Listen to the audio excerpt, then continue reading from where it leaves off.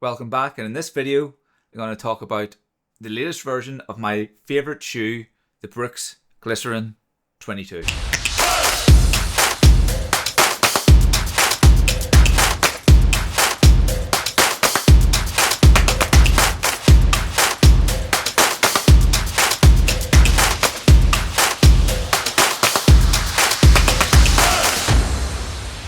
So around 6 weeks ago, at the start of February 2025, Brooks released the latest version in their Glycerin lineup.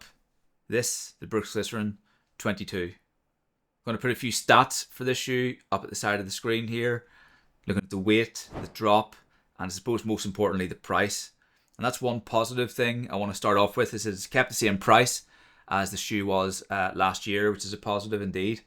And then in terms of what's different, because of course we looked at the 21 last year and the 22 then, there are a number of pretty significant updates. Starting off in the upper, definitely a change here to a double jacquard mesh,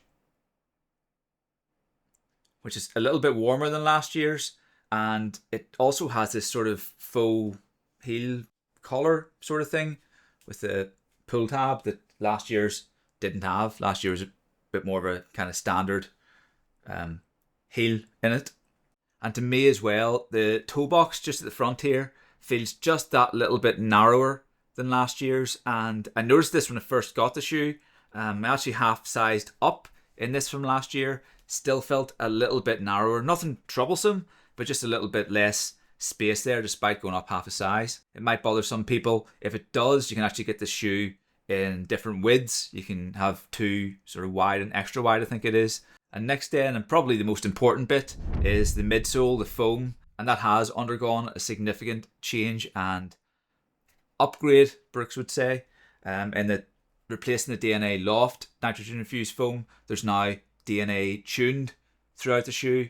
And this is similar to what's in the Glycerin Max, in that and you can sort of see through the little holes at the side. It's a different coloured foam inside. What they've done is put a softer compound of this foam at the heel right here, and a more firm version of the foam on the forefoot to give you more comfort and squash, I suppose, land on the heel, more response pushing off the forefoot. And I think that's the idea anyway from Brooks. And finally then onto the outsole, and although it looks a little bit different, of course last year's was pretty worn down, it's quite similar. It's very similar feeling rubber, slightly different pattern.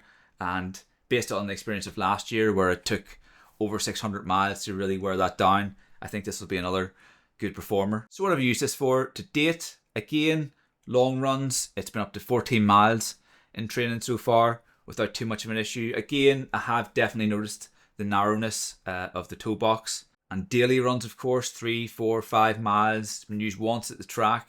It's been used for park runs. I say it's up over 50 miles now in training, and barely showing anywhere at all across the shoe.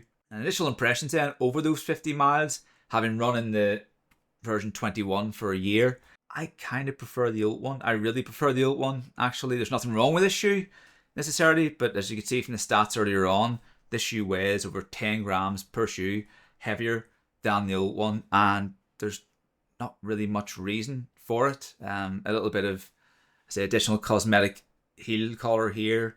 The upper is a little bit thicker, which was never really an issue in the last one, even in wintertime here. The rubber outsole looks around the same thickness. This isn't a very scientific review. And there's no real extra stack in the foam. It's just a different compound, which you expect year to year to get lighter, if anything. But it is a slightly heavier shoe. Don't get me wrong, it's very comfortable. It is the shoe I still will persevere with over the year. For marathon training, for easy runs, and for park runs as well, although I will rotate in this shoe just to really get the last couple of miles out of it, because the foam in it just feels that little bit better for me anyway. And this one is not a bad shoe by any means.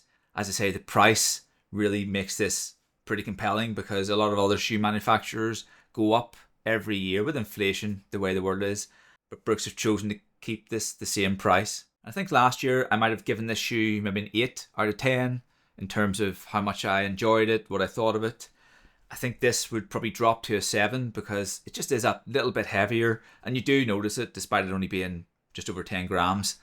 You do notice that. You notice the foam being that bit firmer as well.